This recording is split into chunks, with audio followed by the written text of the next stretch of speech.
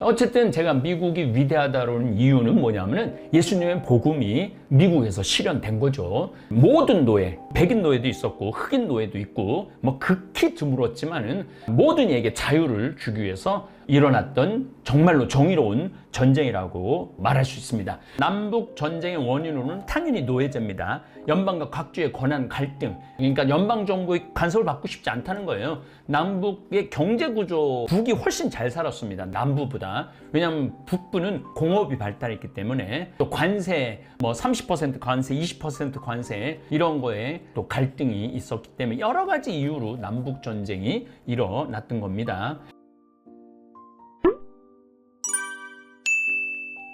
미국이 위대한 이유 첫 번째, 바로 남북전쟁입니다. 남북전쟁.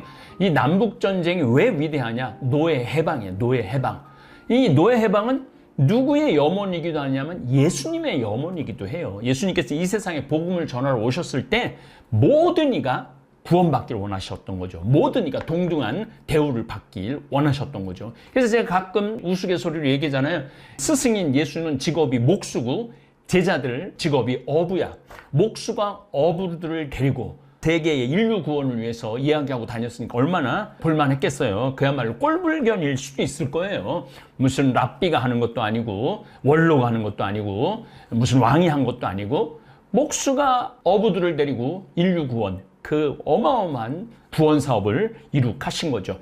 그런데 인류의 구원, 모든 이에게 평등, 천부적 권한이라고 그러죠. 모든 인간은 자유롭고 행복하고 평등하게 누릴 수 있는 천부적 인권, 그것을 우리 최양업 신부님이 얘기했지만은 최양업 신부님이 1850년에서 1861년까지 활동을 하셨으니까 이 미국 독립전쟁 바로 전에 유럽에서는 또 주로 뭐를 했느냐 하면은 전부 다 왕정이 없어져요.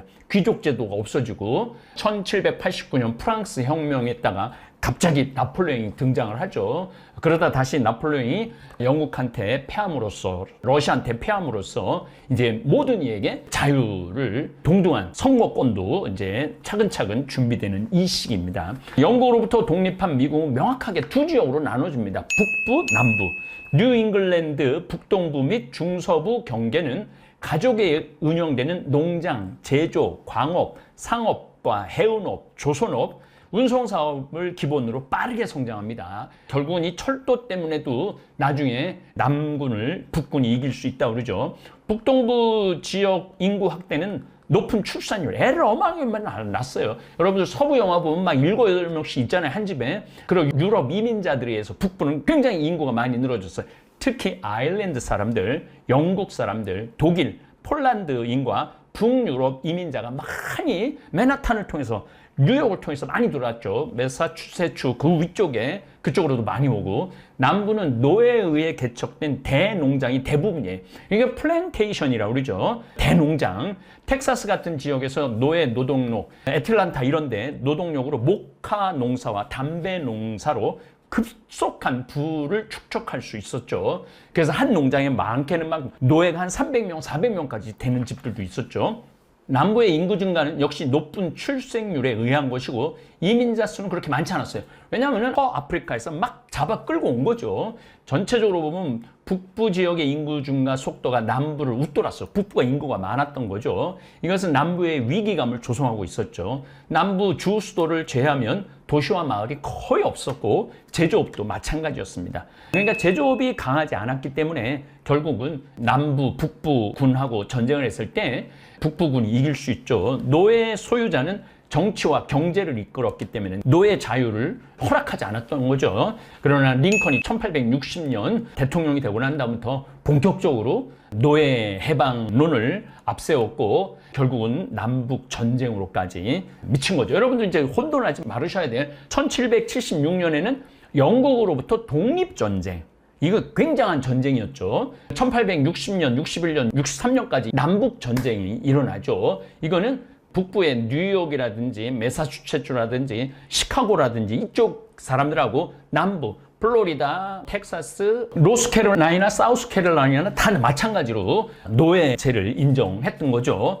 백인 남부는 근데 놀랍게도 3분의 2의 백인은 노예를 소유하지 않았습니다. 그냥 생계형 농업에 머물러 있었던 거죠. 그 3분의 1을 위해서 남북전쟁이 일어난 거죠.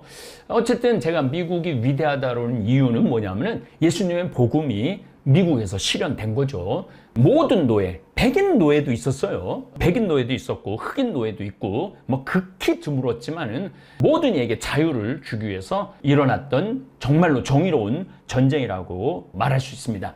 노예제도는 국가를 위해 바람직하지 않다는 논의는 오랫동안 지속됩니다. 북부지방은 1776년 독립전쟁 시작 때부터 노예제도를 폐지합니다. 그러니까 북부는 아예 영국으로 독립하면서 노예제도를 폐지한 거죠. 국가의 통합을 유지하기 위해 정치가들은 노예제도에 반대할 때도 중용적인 자세가 되었어요. 왜냐하면 남부 지역에 노예제도가 있었는데 그걸 없애라고 그러면 서로 갈등이 되니까 중용적인, 그러니까 우리 주는 노예제도를 인정할 거다, 우리 주는 노예제도를 인정하지 않을 거다, 이런 얘기가 결과적으로 이게 1820년 미주리 타협과 1850년의 타협이라는 많은 타협안들이 나옵니다. 1840년 이후 노예제도 폐지론자들이 노예제도를 사회 악을 넘어 도덕적 잘못이라고 비난을 합니다. 우리 가톨릭 교회가 이때 참 잘한 일 중에 하나가 노예제도를 반대한 거죠. 1858년 미국은 노예주가 되거나 자유주가 되는 하나를 선택해야 했습니다. 1850년대는 남부에는 최초의 정당인 공화당, 미국은 민주당이 있고 공화당이 있죠. 근데 민주당은 주로 LA 쪽, 북쪽이고 공화당은 남쪽으로 많이 있죠. 1850년대 최초의 정당인 공화당이 창당되었고 공업화된 농업 위주의 중서부는 자유노동사업과 자본주의 경제 이념이 싹 텄습니다. 1860년 노예제도 폐지를 주장했던 링컨이 대통령으로 선출이 되죠. 노예 소유자는 링컨과 연방정부와의 관계를 유지할 수 없게 된 거죠. 연방정부하고 떨어져 나오는 거죠. 결국 미합중국 남부 탈퇴라는 극단적인 선택을 갖고 오게 됩니다.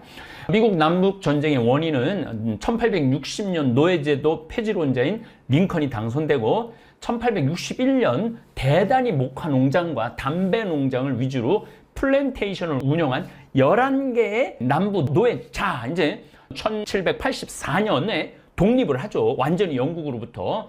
이렇게 있는 동안 처음에는 11개 주로 시작됐다가 나중에는 20개 주가 훨씬 넘어요. 남북 전쟁을 할 때는 한 20개 주가 된 거죠. 그 중에 11개 주 남부 노예주가 연방 탈퇴를 선언하고 제퍼슨 데이비슨을 대통령으로 하는 남부 연합을 결성을 합니다. 미 동북부 자유주 전체와 경계선에 있는 5개 주를 포함한 북부와 싸운 미국 내전, 노예 해방을 위한 남북 전쟁이라고 할 수 있죠. 1860년 대통령 선거 에브라임 링컨을 후보로 내세운 공화당은 또 이것도 재밌어요. 이 공화당이에요. 또 기존의 노예주 경계 밖에 노예제의 확산을 막겠다는 공약을 내서 선거에서 승리를 하니까 남부 7개 주가 반발합니다. 1861년 3월 4일 대통령 링컨이 취임하기 전에 연방 탈퇴를 선언을 합니다. 1960년 12월 달에 대통령이 선거를 하고 3월 달에 취임을 하거든요.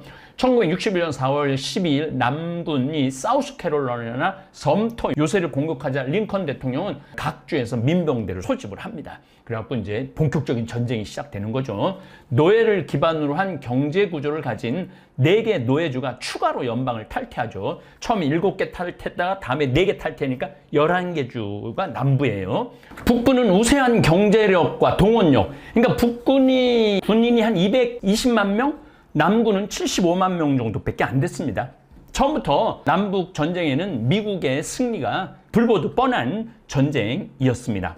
북부는 우세한 경제력과 동력을 살려 전쟁 초기에 경계선에 있는 각 주들의 통제권을 확보하는 한편 해군으로 남부주의 해상 봉쇄를 단행합니다. 그래서 영국의 도움을 못 받도록 한 거죠. 1862년 9월 안티텀에서 북부에 침입해온 남군을 막아낸 것을 계기로 링컨은 노예 해방을 선언을 합니다. 그래서 65년까지 전쟁을 하죠. 동부전선에서 로버트 리 장군은 많이 들어봤을 거예요. 굉장히 승리를 많이 합니다. 연전연승을 하죠. 1863년 게티스버그에서 패배를 합니다. 이때부터 이제 전우는 기울기 시작한 거죠. 서부에서 북군이 빅스버그를 점령하면서 미시시피 강, 미국 정가운데 흐르는 강의 통제권을 획득해 남군은 폐색이 짙어집니다. 북군은 율리우스 그랜트 장군 많이 들어봤죠. 총사령관을 맡으면서 병력과 물자의 우위를 살릴 수 있게 되어 리 장군은 소모전을 끌어들이는 한편 셔먼이 이끄는 북군이 애틀란타를 점령하고 애틀란타를 점령하면서 남부 바다까지 점령해서 남부의 전쟁 수행 능력에 타격을 줍니다. 결국 리 장군은 1865년 4월 9일 아포 마톡수에서 북군의 그랜트 장군에게 항복하면서 남부의 패배로 전쟁이 종결됩니다. 1860년도 한반도 조선은 철종이 즉위를 하고 고종이 이어 왕위를 계승합니다. 조선 역시 평민과 노비들이 자유와 평등을 갈망하면서 1862년 진주밀란이 일어나고 1894년에 동학혁명이 일어나죠. 우리 대한민국도 일본은 1862년에 메이지 유신을 단행을 하죠. 굉장히 전 세계가 막 혼란해. 전 세계가 혼란을 겪고 요게 이제 있으면서 1850년이 넘어가면서 마르크스가 공산주의를 선언서를 냅니다. 이러면서 유럽은 둘로 나눠지죠. 공산주의와 민주주의가 둘로 나눠지고 미국은 이때 완전히 자유민주주의가 완전히 최전성기를 누렸고 1865년에 노예제를 해방하면서 더 강력한 국가로 거듭나는 것이죠. 어쨌든 저는 이렇게 뭐 미국에 대한 이해 강의를 하고 또 우리 최양업 신부님 강의를 하고 뭐 유럽을 이렇게 보면은 전 세계가 영원히 거의 비슷한 수준으로 성장을 하는 것 같아요. 사실은 베트남, 이라크, 아프가니스탄은 미국이 다 철군을 했죠. 근데 대한민국은 아직 미군이 철군하지 않았습니다. 25,000명이 지금 평택, 내가 팽성이라는 곳에 지금 자리를 하고 있죠. 우리 국방력이 워낙 세졌기 때문에 우리가 충분히 이제 뭐 북한도 막을 수 있고 일본도 뭐 제가 보기에는 1895년 청일전쟁처럼 청나라가 진입하고 일본이 진입하는 걸 눈뜨고 그냥 구경만 했는데 이번에는 뭐 제가 보기에는 우리 대한민국은 국방력으로도 세계 한 6위 정도, 6, 7위 정도 되는 거예요. 그러니까 굉장히 강력한 나라로 성장을 했던 거죠. 그 이면에는 정말 미국의 유엔군 6.25 참전이 있고 주한미군 주둔이 있습니다. 아프가니스탄을 보면서 여러분들 그런 또 한 번쯤 이렇게 크게 생각해 보면 좋을 것 같아요. 어쨌든 남북전쟁은 62만 명의 병사가 사망을 합니다. 어마어마한 숫자가 죽죠. 줄 서고 총 쏘고 줄 서고 총 쏘고 그랬으니 아이고 민간인 피해도 엄청났습니다. 전쟁 이후 미국은 연방정부의 권한을 강화하면서 사회적, 경제적 통합을 강화해 나갔고 1877년, 그러니까 12년까지 재건에 힘쓰고 끝에 세계 초강대국으로 발돋움을 하는 계기를 마련합니다. 남북 전쟁의 원인으로는 당연히 노예제입니다. 연방과 각주의 권한 갈등, 그러니까 연방정부의 간섭을 받고 싶지 않다는 거예요. 남북의 경제구조, 북이 훨씬 잘 살았습니다. 남부보다. 왜냐하면 북부는 공업이 발달했기 때문에 또 관세, 뭐 30% 관세, 20% 관세 이런 거에 또 갈등이 있었기 때문에 여러 가지 이유로 남북 전쟁이 일어났던 겁니다. 자, 분쟁의 출발을 좀 보겠습니다. 1787년 미국 재헌의회에서 벤자민 플랭클린이 명언을 많이 했죠. 그 다음에 프랑스를 설득을 해갖고 독립전쟁을 승리로 이끈 주역입니다. 이 벤자민 플랭클린이 프랑스로 직접 날아가갖고 프랑스 의회를 설득하고 정치인들을 설득해갖고 독립을 할 수 있었죠. 그래서 프랑스가 자유여신상을 만들어서 독립 축하한다고 프랑스가 자유여신상을 만들어 보내준 겁니다. 어쨌든 이 벤자민 플랭클린이 노예 문제를 묵살을 합니다. 노예제는 줄곧 미국 정치의 뜨거운 쟁점이 됩니다. 그러니까 노예제를 반대했던 거죠. 19세기 전반기 미국 지역의 분쟁을 살펴보면 하나같이 노예제의 그림자가 항상 있었어요. 1817년 미주리주의 연방 가입을 둘러싸고 빚어진 갈등은 미주리 협정, 아까 말씀드렸죠. 루이지애나의 구입지 36도 이남에서 노예제를 인정하기로 하면서 일단락이 됩니다. 우리가 38선이죠. 38선에 36도인데 루이지애나 이쪽 노스캐롤라이나, 사우스캐롤라이나 이쪽이요. 굉장히 농사짓기가 좋은 환경입니다.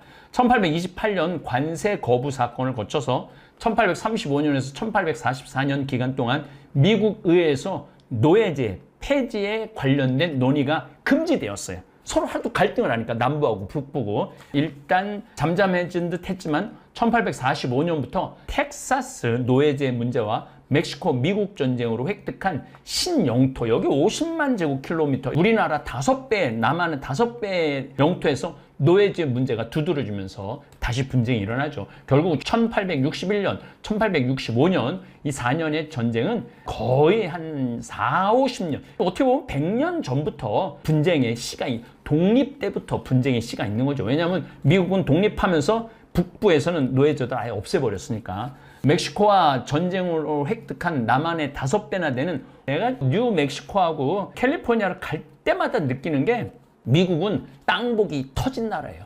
텍사스도 자기네들이 나중에는 우리 미국이 되겠다 그래갖고 미국으로 그냥 편입이 된 거죠. 그래도 지금도 텍사스는 자기네들 공화국의 국기를 걸어놓고 아직도 텍사스가 아주 독특한 주죠. 50만 제곱킬로미터에 달하는 새 영토의 절반이 미주리 협정선 이남인데도 불구하고 북부 전역에서 노예제를 금지하는 내용을 골자로 법안을 제출을 합니다.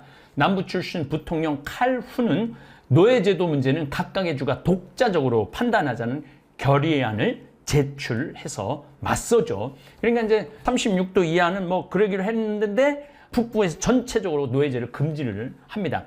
1850년 카루의 결의안은 법제화되었고 헬리엇 비처 스토우가 유명한 소설 엉클 톰의 오두막을 발표를 하죠. 헬리엇이 발표하면서 노예제 확산을 반대하는 북부의 열기와 남부의 경각심을 드높이게 됩니다. 이게 그래서 문학이 중요한 거예요, 여러분들. 문학이 중요하고 글이 힘이 있는 거, 글이.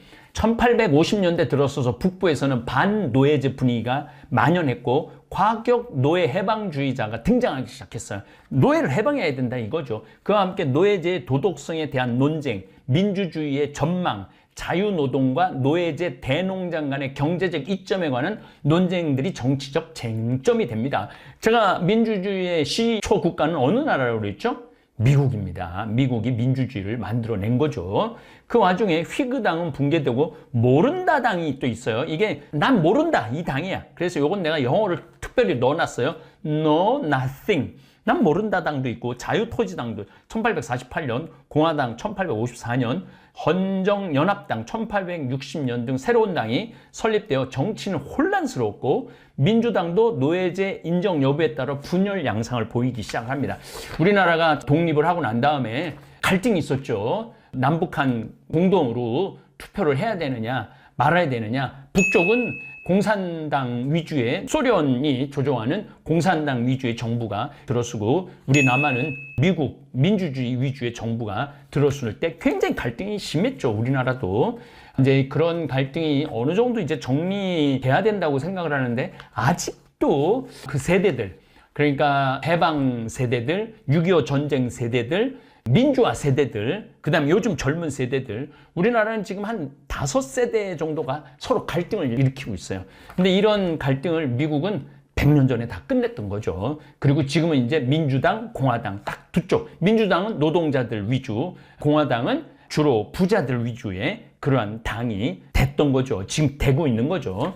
1830년 초에 미국 우정국은 남부에 노예 해방 팜플렛 전달하는 것을 거절할 정도로 남부와 북부 사이에 깊은 감정의 골이 패여 있었던 거죠. 그래서 이렇게 남북 전쟁, 그 다음에 또 어떻게 미국이 민주주의를 시작해갖고 그렇게 잔인한 전쟁을 할 수 있었을까.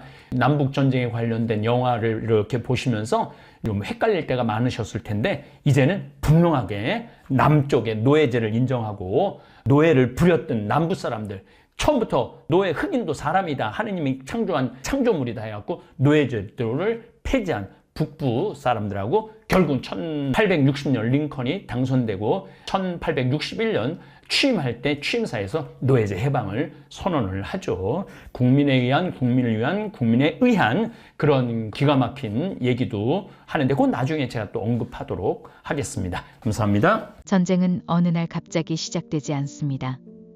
총성이 울리기 훨씬 전부터 사람들의 마음이 먼저 갈라집니다. 19세기 미국도 그랬습니다. 하나의 나라였지만 이미 2개의 미국이 존재하고 있었습니다. 북부는 공업과 철도로 빠르게 성장하고 있었습니다. 이민자들이 몰려들었고 공장은 돌아가고 도시가 커졌습니다. 반면 남부는 거대한 농장, 목화와 담배, 그리고 노예 노동, 플랜테이션 경제에 의존하고 있었습니다. 겉으로는 같은 나라였지만 경제 구조도 가치관도 미래에 대한 꿈도 달랐습니다. 북부는 노예제는 시대에 맞지 않는다고 말했고 남부는 우리의 생존 방식이라고 맞섰습니다. 문제는 타협이 점점 어려워졌다는 것입니다. 정치인들은 시간을 벌기 위해 봉합했지만 상처는 치유되지 않았습니다. 그리고 1860년 노예제 확산을 반대하던 링컨이 대통령이 됩니다. 남부는 위기감을 느꼈습니다. 이제 우리의 질서는 무너진다. 결국 11개 주가 연방을 탈퇴합니다. 1861년 4월 사우스 캐롤라이나에서 첫 총성이 울립니다.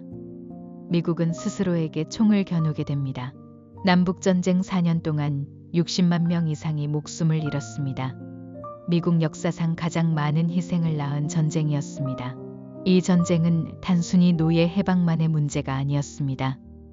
그 이면에는 산업화된 북부와 농업 중심 남부의 경제 충돌, 연방 권한과 주 권한의 갈등, 관세와 무역 정책에 대한 이해관계가 복잡하게 얽혀 있었습니다. 결국 분열은 정치의 문제를 넘어 존재의 문제가 되었던 것입니다. 그렇게 갈라진 미국은 전쟁을 통해 다시 하나가 됩니다. 1865년 노예제는 공식적으로 폐지되고 미국은 더 강한 연방국가로 재편됩니다. 역설적이게도 이 고통스러운 내전은 미국을 하나의 방향으로 묶는 계기가 되었습니다. 여기서 우리는 질문하게 됩니다. 왜 갈등은 대화로 끝나지 못했을까? 왜 타협은 무너졌을까? 분열이 깊어질수록 상대는 다른 의견을 가진 사람이 아니라 함께 갈 수 없는 존재가 됩니다. 그 순간 민주주의도 위험해집니다. 역사는 우리에게 전쟁은 하루아침에 터지는 폭발이 아니라 오랜 시간 쌓인 균열의 결과라고 말합니다. 하나의 나라가 두 개로 나뉘고 서로의 말을 듣지 않게 될 때 총성이 울립니다. 갈라진 미국, 결국 전쟁이었습니다. 그리고 그 교훈은 지금도 유효합니다. 우리는 갈등 속에서 어떤 선택을 할 것인가? 분열로 갈 것인가? 대화로 갈 것인가? 역사는 과거의 이야기가 아니라 현재를 비추는 거울입니다. 감사합니다.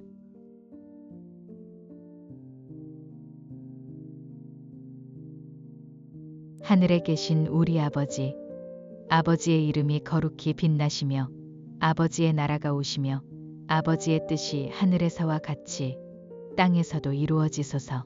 오늘 저희에게 일용할 양식을 주시고 저희에게 잘못한 일을 저희가 용서하오니 저희 죄를 용서하시고 저희를 유혹에 빠지지 않게 하시고 악에서 구하소서. 아멘.